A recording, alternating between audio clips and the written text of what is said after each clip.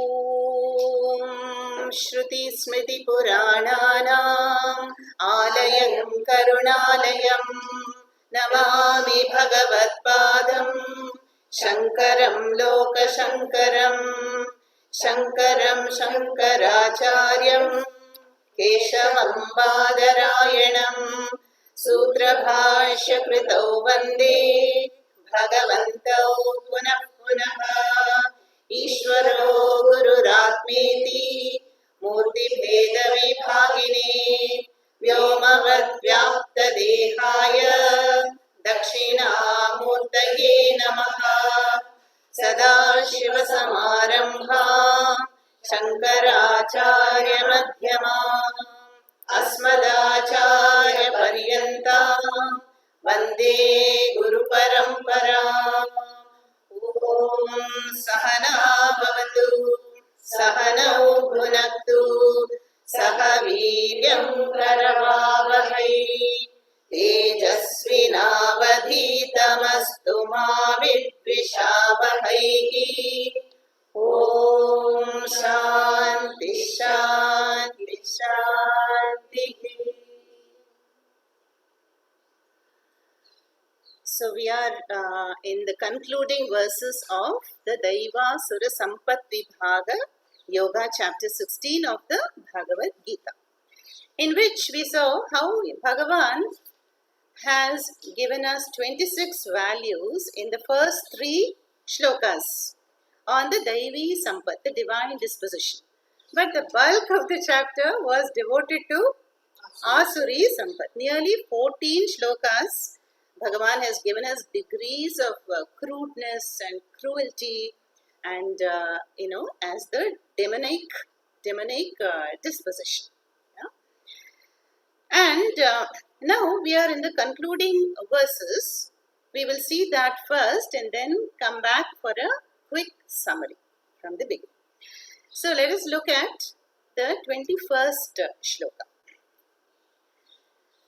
त्रिविधं नरकस्येदं द्वारं नाशनमात्मनः कामः क्रोधस्तथा लोभः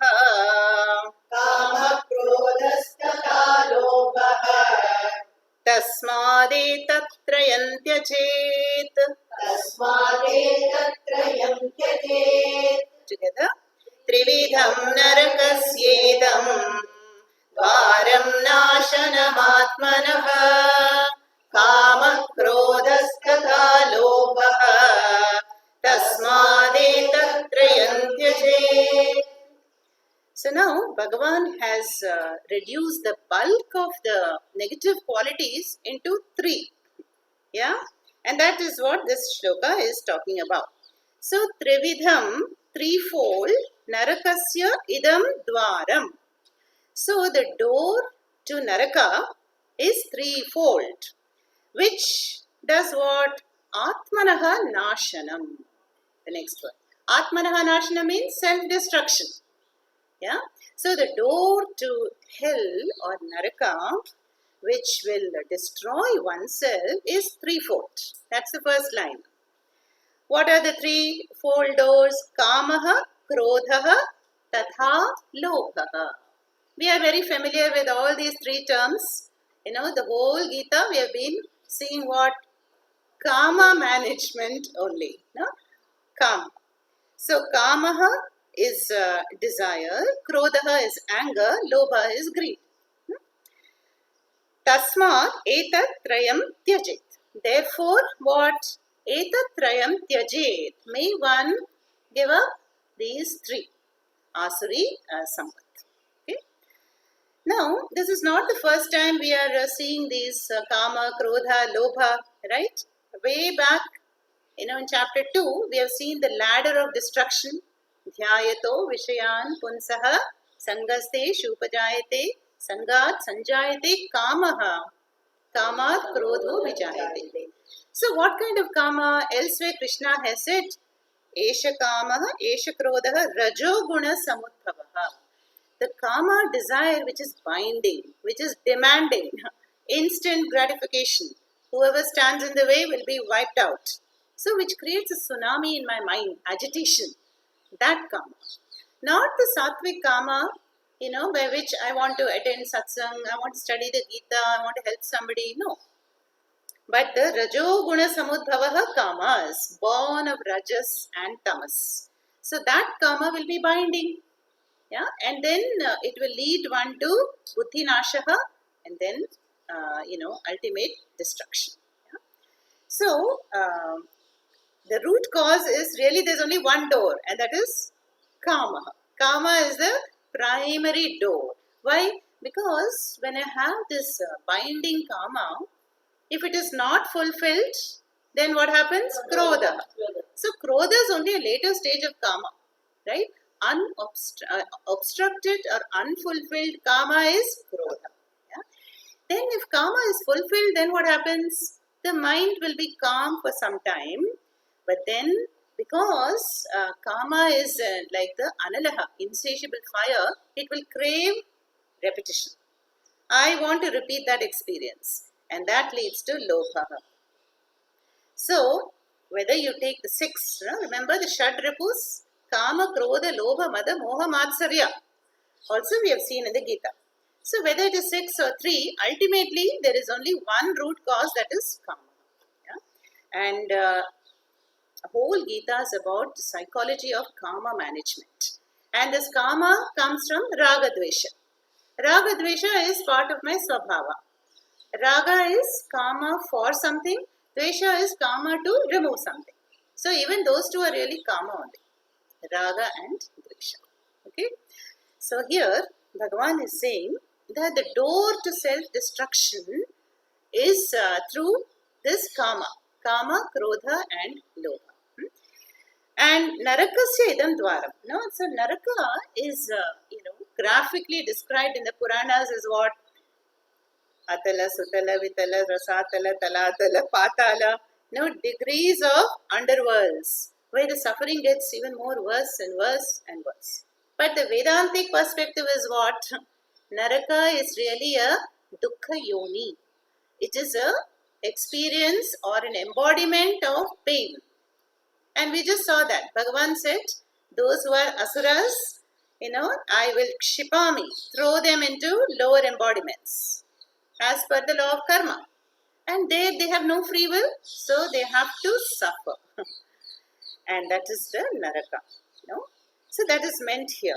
That if we do not change the Asuri Sampat, then we will land in Naraka. Okay? And then if the karma is fulfilled, then it leads to greed. So Kama, Krodha, Lobha, they are all interconnected. You manage one and other two will be taken care of. Okay, that is the idea here. And we saw this earlier, the description, Asha, Pasha, Shatai, Patthaha, all those, how the mind is filled with greed and agitation. This is the real symbolism of Kaliya in the Bhagavata Purana. The multi-hooded Kaliya whom Krishna, is dancing upon the head.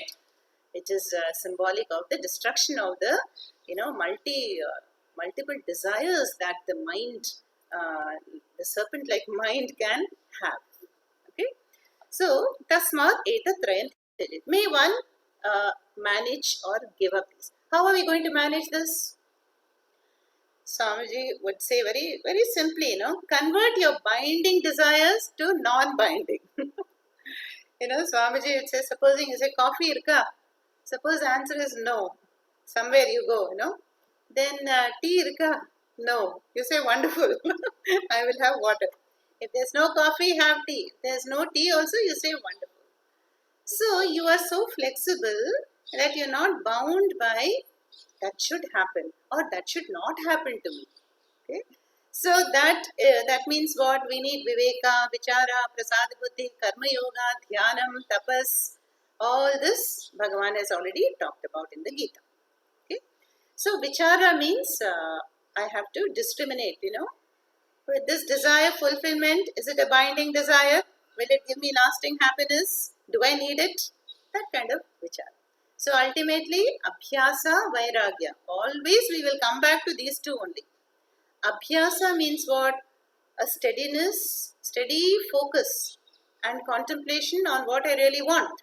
And Vairagya means distancing from everything that is distracting. Simple. Abhyasa and Vairagya are the two wings with which a seeker of moksha is going to fly to the goal. Now, the next shloka is talking about the one who is free from these dwaras. एतैर्विमुक्तः Kaunteya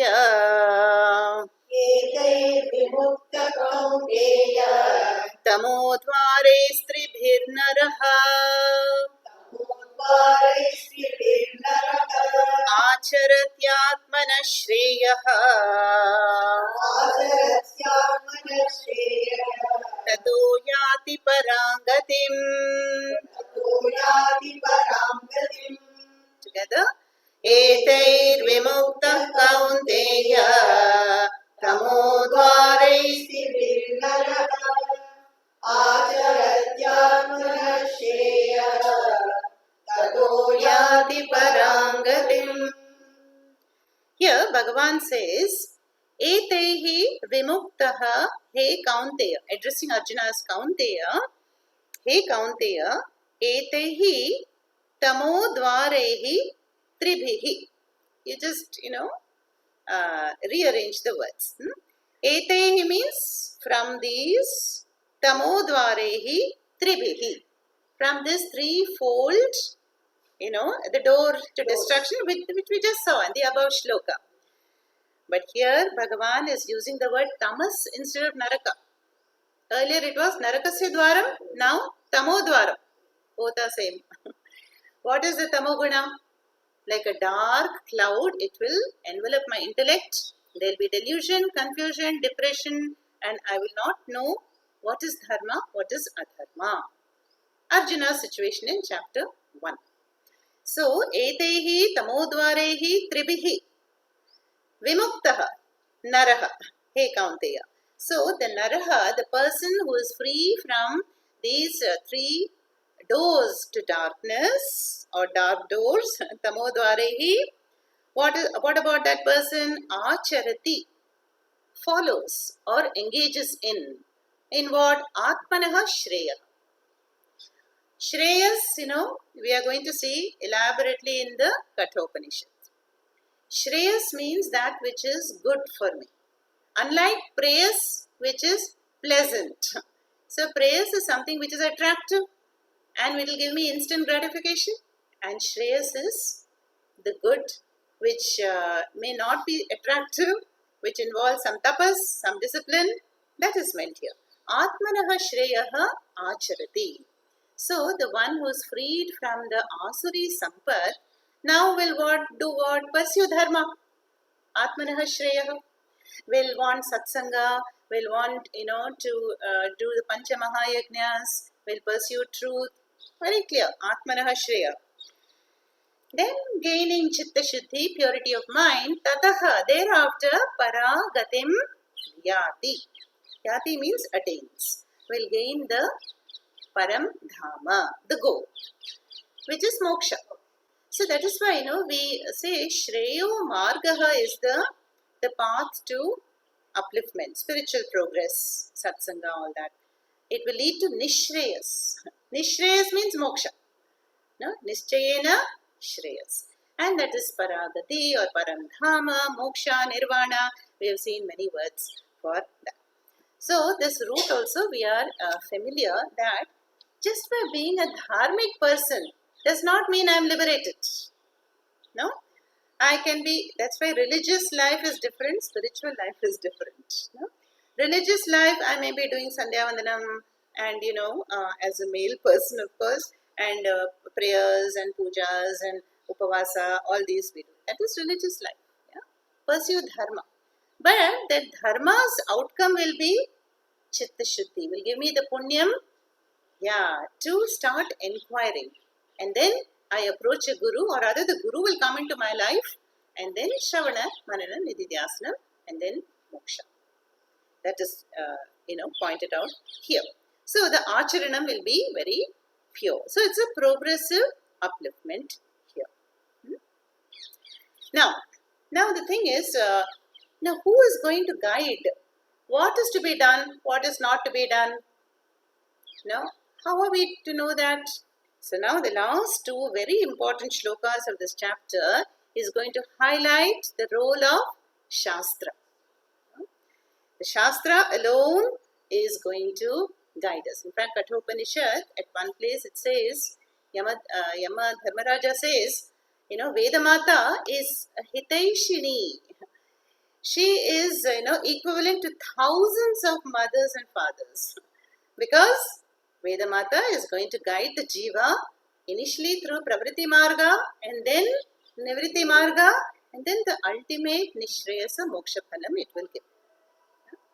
So, that we are going to see in the next two shlokas. Let's chant 23. Yashastra vidhimutsrijya Vartate kamakaratah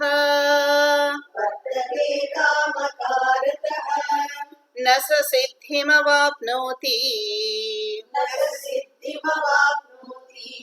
Nasukham na parangatim. Together.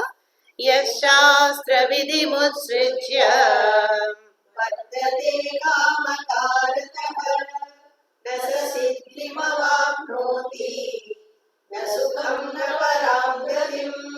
Yeah. So here, Yaha Shastra Vidhim Utsrijya. Yaha Shastra Vidhi. Shastra Vidhi means what? Do's and don'ts, the mandates of Shastra, no? And that is the Yama Niyama, what is to be done, what is not to be done. But they are not like the 10 commandments, no?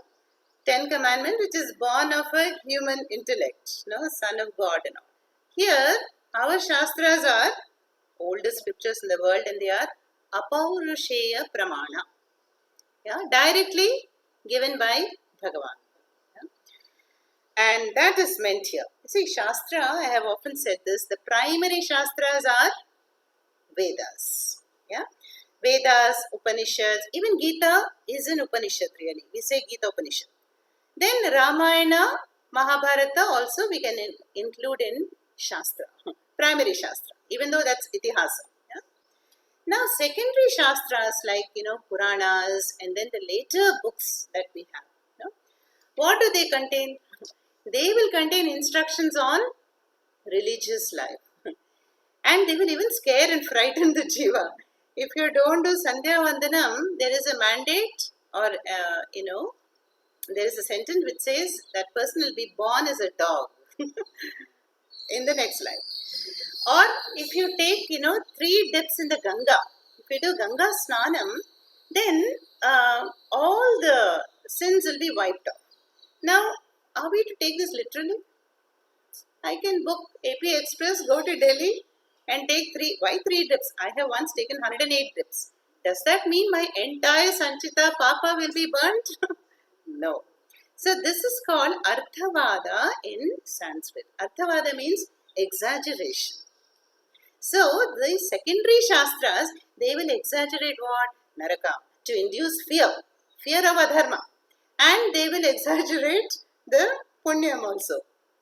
This will happen to you, that will happen to you. So that when we go to Rishikesh or Haridwar, then we will see the Ganga, we will see satsanga happening there. Some people will be giving discourses, I will sit. And then my mind will be influenced positively.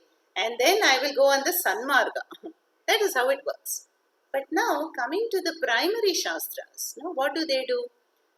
The Shastra, the word comes from the dhatu shas. Shas means shasanam, governance. And it means to instruct and teach. Okay, that is why Shishya. Shishya is called the one who is Shasana Yogya. The one who is willing to learn and willing to be instructed alone is a Shishya.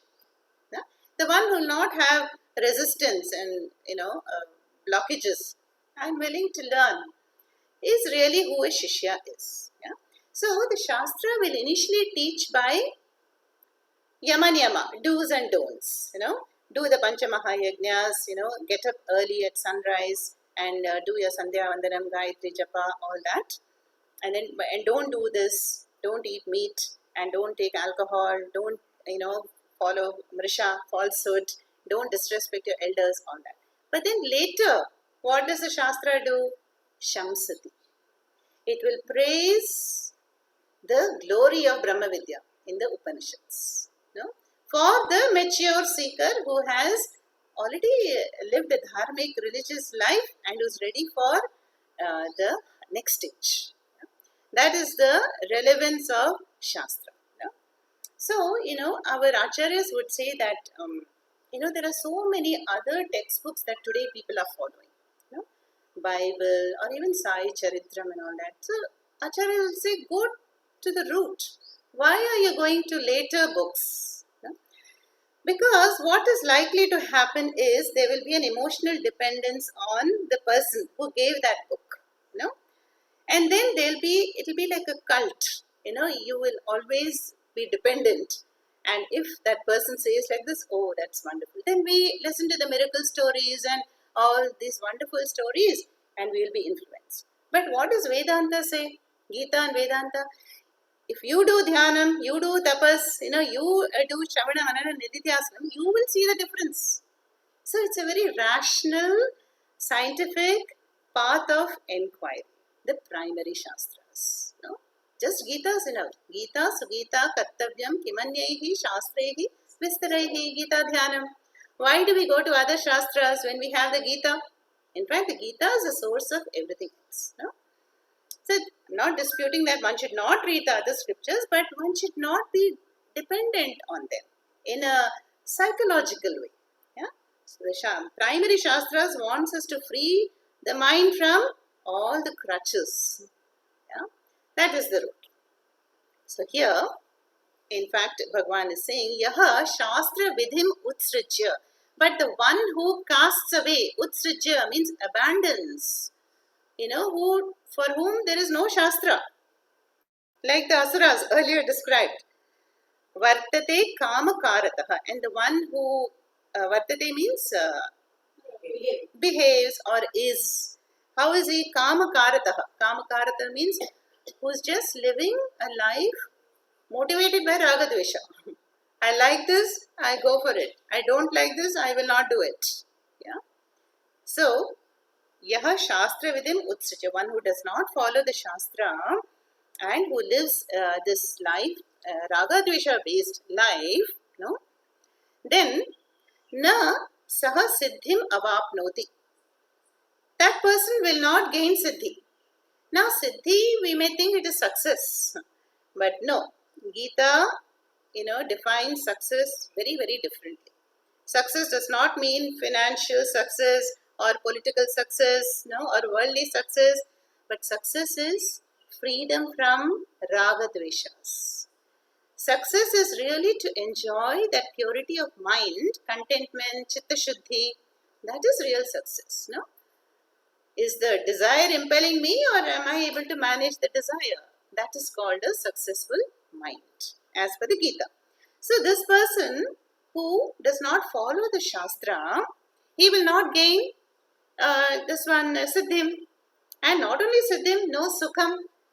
There will be no happiness because conflict will be there. And then, of course, no Paragatim. How is moksha is not even in question for such a person. So you see, the role of the Shastra is like the maps, Google Maps, we consult to go to certain place. So Shastra is also showing us.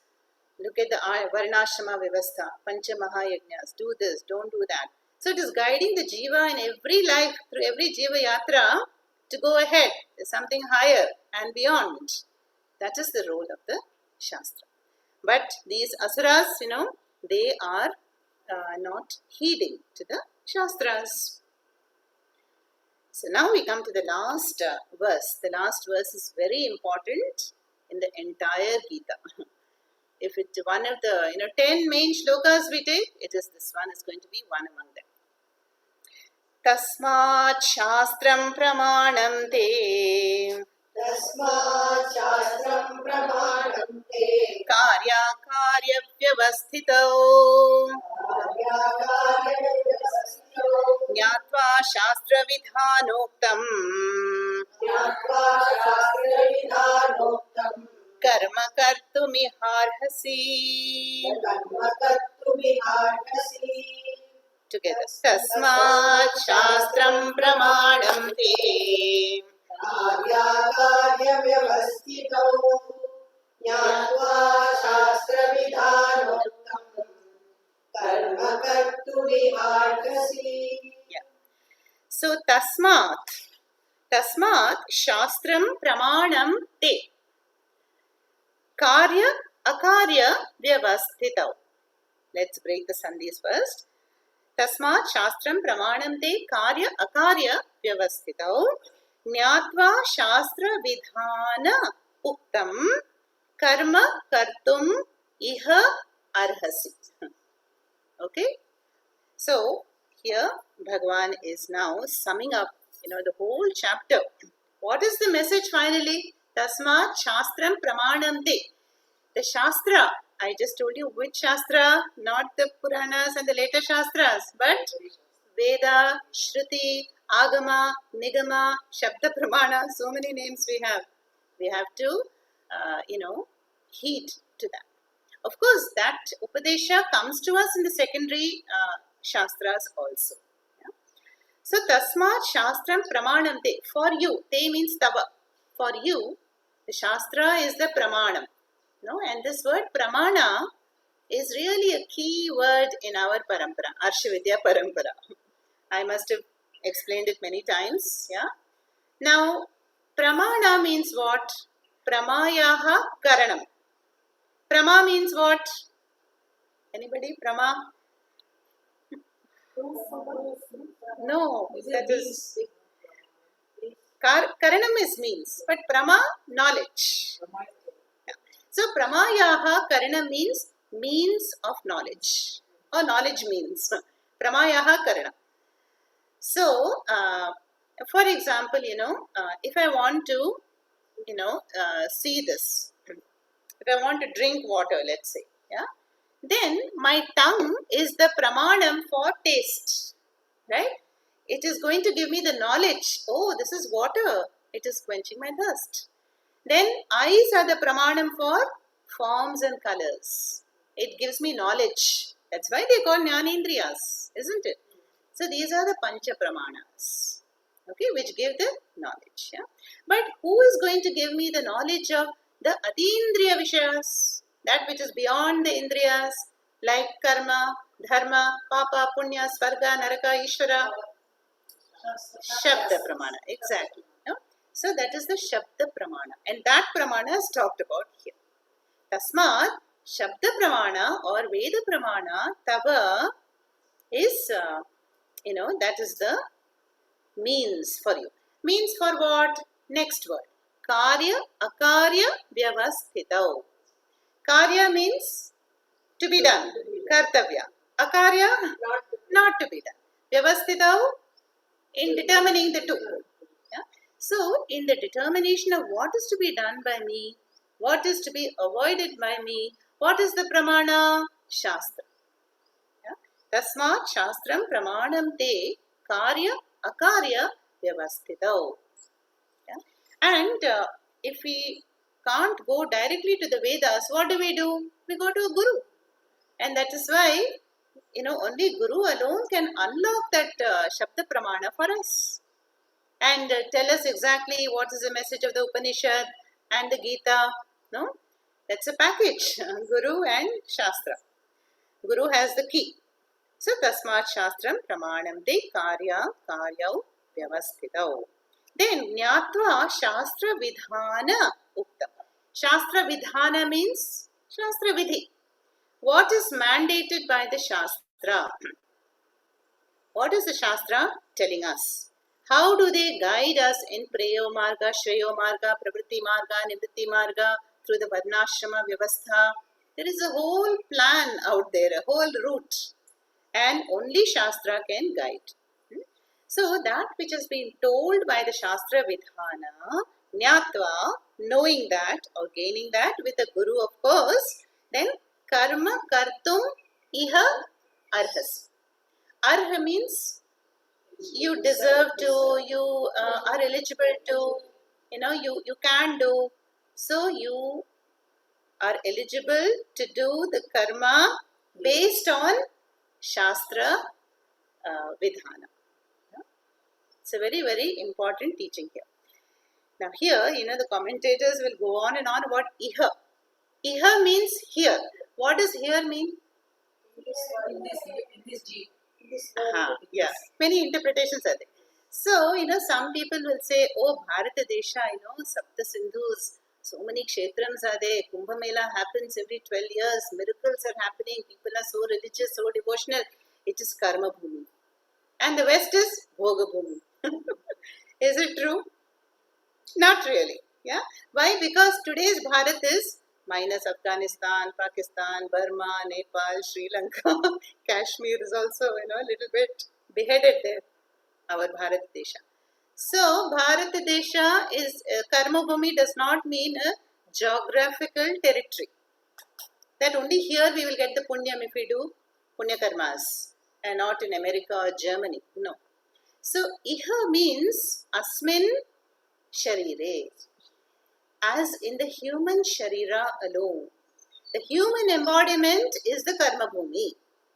Why? Easy. Because only as a human do I enjoy free will. Kartum Shakyam, Akartum Shakyam, Anyatha Va Kartum Shakyam. I can choose to attend a Gita class, satsang, or I can go, to attend some other function, or I can do it differently. I can go to a function and attend Zoom. I think one person is doing that. So many people do that. They will be in a marriage hall and then 4 o'clock they will start the Zoom. Children are going from the car by car. Yeah. Our children's Samskriti class also, children are traveling somewhere and they're attending the Sunday Samskriti class from the car. No? So, that freedom is given only to a human being. No? In fact, I've quoted this mantra also often from the Brihadaranyaka Upanishad. No? Yaha asmat lokat atmanam aviditva praiti saha kripanaha. Which means the one who has not made use of this most sophisticated instrument as a human, the intellect, to pursue dharma and moksha, as opposed to artha and kama, is a kripanaha. Kripanaha means miser. He's just locked up his buddhi like a miser will lock up his wealth and not spend it. So we have not spent it, the treasure or the wealth endowed by Bhagavan in the right way. If we do not pursue the paragati. And in fact, the Subhashitam also says, then human being is no better than a pashu. What is the similarity? Ahara, nidra, bhayam, maithunam. Mating, fear, sleep, eating. This is common, But as a celestial, higher lokas or the lower naraka lokas and yonis, there is no free will. They have to wait till the prarabdha gets exhausted, and then we don't know what is on top of the sanchita stack. So, jantunam narajanma durlabham. Yeah? And Viveka Chudamani, how Adi Shankaracharya has said in Shloka 2, what is that? Manishyatvam, Mumukshutvam, Mahapurusha Samshayaha. 3 rarest of blessings is, which we take for granted, Manushya Janma, Mumukshutvam, desire to be free, and the protecting care of a Sampradaya Guru. Then moksha is assured for you if you have these 3. So here Bhagavan is finally rounding up by saying that the Shastra give us the guidance, and having been born as a human endowed with a free will, you do the karma as per the Shastra. What is the karma that Bhagavan is asking Arjuna to do? Ghora karma, to fight. Now we may think, that is such a, not easy karma. Yes, fighting the Mahabharatam is terrible. We know only handfuls survive. But not fighting it would lead to even more adharma. So he had to choose between which is the better of the two. Not an easy choice. Yes, exactly. So to avoid a larger adharma, he had to fight this, huge Mahabharatam. Okay. So that is the, finally rounding up that Shastram, how important they are for us, how to guide. That is why Gita, guides everybody, the student, the householder, the professional, everyone it guides. Because it is talking about desire management, abhyasa, vairagya, tapas, dhyanam, karma yoga, prasada buddhi. Not only Brahma Vidya. No? We're coming to that line, the concluding line. Let's see that also. Om Tat Sat Iti Srimad Bhagavad Gita Upanishatsu Brahma Vidyayam Yoga Shastre Shri Krishna Arjuna Samvade Daivasura Sampat Vibhaga Yogo Nama Shodashodhyayah. So thus ends the 16th chapter and titled Daiva Asura Sampat Vibhaga.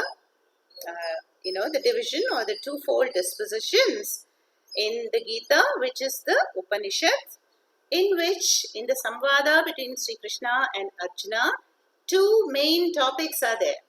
Brahma Vidya, which is moksha, and Yoga Shastra, which is the way of life. Yeah? So in short, it's about dharma and moksha, Gita. So Yoga Shastra is, the life guided by the Shastras, which is going to lead me to the Parama Nishreyasa Jnana Phalam called Brahma Vidya or Moksha. Okay? That is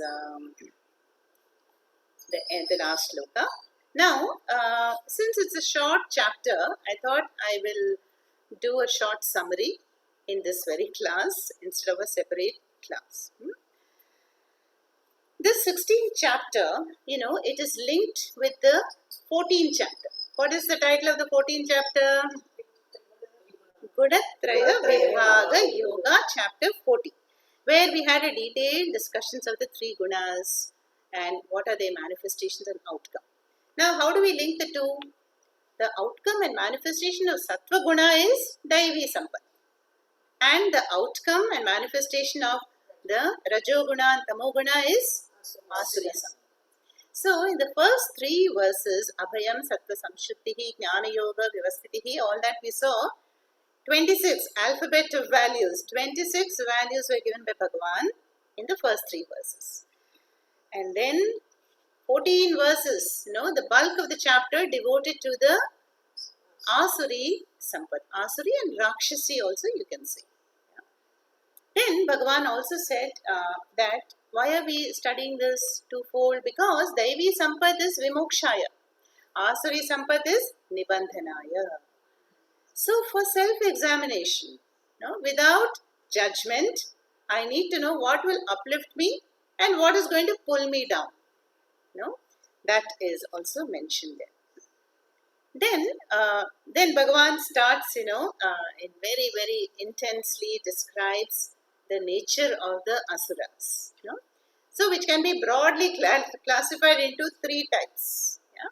Type 1 asuras we saw where asatyam apratishthante jagadahuhu anishwaram. So the type 1 asuras are those that deny Ishvara. Yeah, they say there is no Ishvara, there is no karma phalam, there is no dharma, there is no satyam. This world is an outcome of lust and desire. Yeah, so enjoy yourself. And so because they reject any principle, and of course Shastras don't exist for them, they become what? Jagataha ahitaha, enemies of the Jagat and Ugra Karmana. They engage in the most terrible deeds, and cause so much suffering. That was class 1. asuras. Then further, when Bhagavan describes, another kind of asuras, they are the ambitious asuras, corporate sector. Yeah, they want to climb, very ambitious, and whoever stands in the way, a rival or an opponent, hataha, they are destroyed. Idam adyamaya labdham, imam prapsyase manoratham. Today I have this, tomorrow I am going to gain more. So they have no sense of direction in their life. They are only wanting to hoard and accumulate, and so what happens? Asha, pasha, shatair baddhaha. Their mind will be filled with how can I invest and more, and how can I acquire this. So the mind will be so agitated, so full of conflicts. Yeah, that is described in the next set of verses. No? And then they proclaim themselves to be Ishvaraha. Aham bhogi, aham sukhi, aham Ishvaraha, aham siddhaha, aham balavan. All those we saw. But aneka chitta vibhrantaha, mohajala samavritaha. I find all these compounds describing the asuris, they are so beautiful. Because look at the Sanskrit words. Even though they're describing asuras, there is a purity in them. No? Asha, pasha, shatair, baddhaha. No? Then moha jala samavritaha. Atma sambhavitaha. Yeah. So these beautiful compounds are describing this, asuras here. Yeah. And then Bhagavan says that such people, they will earn wealth by adharmic means, theft, burglary, which is happening. People are robbing even from Bhagavan's home, temples. Yeah. What for? Kama bhogartham, anyayena. Yeah. Land treasure grabbing, scams, frauds, all this is happening. Yeah. And then they will also earn illegally in order to enjoy. Then we saw the last set. The last set are the most sophisticated and subtle asuras. They'll be very well dressed and in sophisticated elite society, intellectuals. What do? Dambha. They'll put on a show. That is why, there are also some religious leaders. They will have the garb of religion. Yeah, they will pose even as swamis or sannyasis, but internally there is a lot of hypocrisy. They'll perform yagas and donations, but without any shraddha bhakti, only to gain name, status, fame, power, in order to exploit others. So we know all these degrees of asuras exist. Yeah. So these are all the asuras described. Then what did Bhagavan say? What do I do with all of them? Shipami. Yeah? I will throw them into Ashubhan Asurishu Dukkha Yonishu. Yeah? So what that means is the law of karma, takes place. The law of karma will ensure that these asuras will be born in embodiments where they will have to exhaust the piled up papa. And not in one janmani, yeah. In a birth after birth, they will have to suffer the consequences. Yeah, mam aprapya. And then after that, the shlokas which we saw today. The threefold door to destruction is kama, krodha, lobha. May one give up these doors. How? Of course, Bhagavan has explained that earlier in the whole of the Gita, it is there. And how does one know? How will one be guided? Initially by parents. Parents have to, enforce the Samskriti in the children at a tender age. That's the best. Yeah. And then the last shloka is Tasmat Shastram Pramanam De Karya Akarya Vyavasthitau. So Shastra is highlighted as the guiding pramana, as that which will guide the jiva through the pravritti marga safely higher and higher to nivritti, and then finally, You want to come home. Being at home is moksha, nirvana. That is there. Yeah.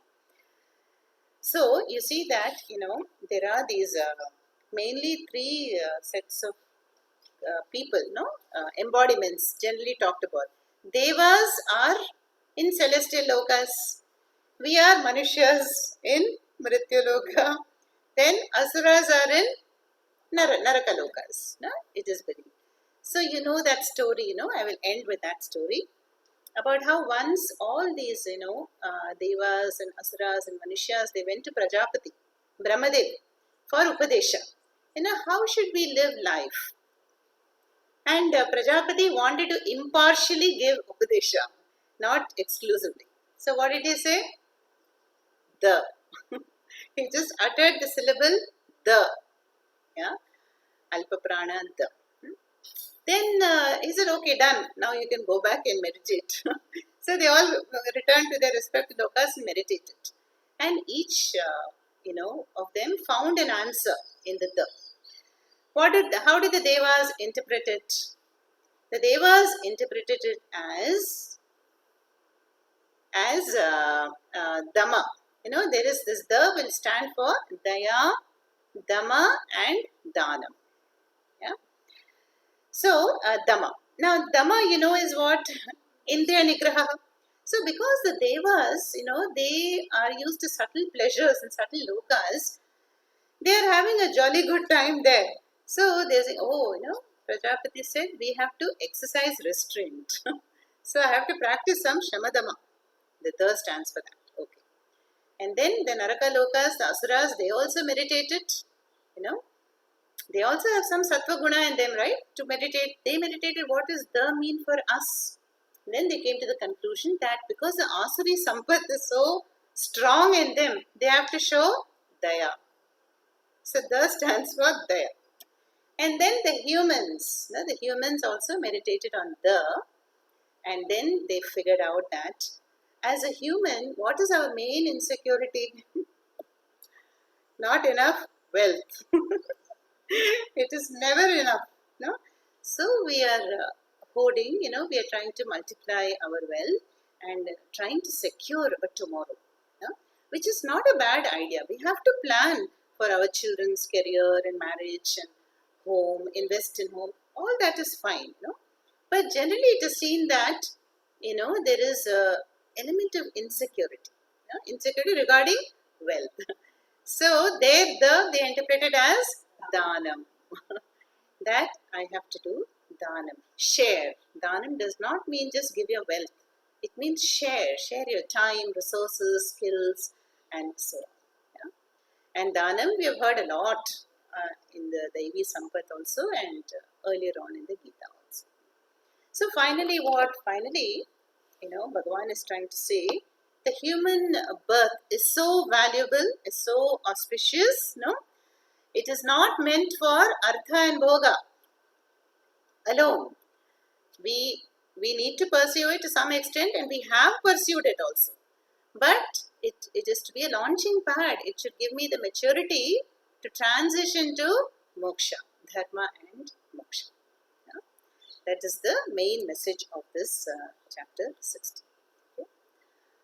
We'll conclude. Om स्वस्ति प्रजाभ्यः परिपालयन्तां न्यायेन मार्गेण महीं महिषाः गोब्राह्मणेभ्यः शुभमस्तु नित्यं लोकाः समस्ताः सुखिनो भवन्तु काले वर्षतु पर्जन्यः पृथिवी सस्यशालिनी देशोऽयं क्षोभरहितः ब्राह्मणाः सन्तु निर्भयाः सर्वे भवन्तु सुखिनः सर्वे सन्तु निरामयाः सर्वे भद्राणि पश्यन्तु मा कश्चित् दुःखभाग् भवेत् असतो मा सद्गमय तमसो मा ज्योतिर्गमय मृत्योर्मा अमृतं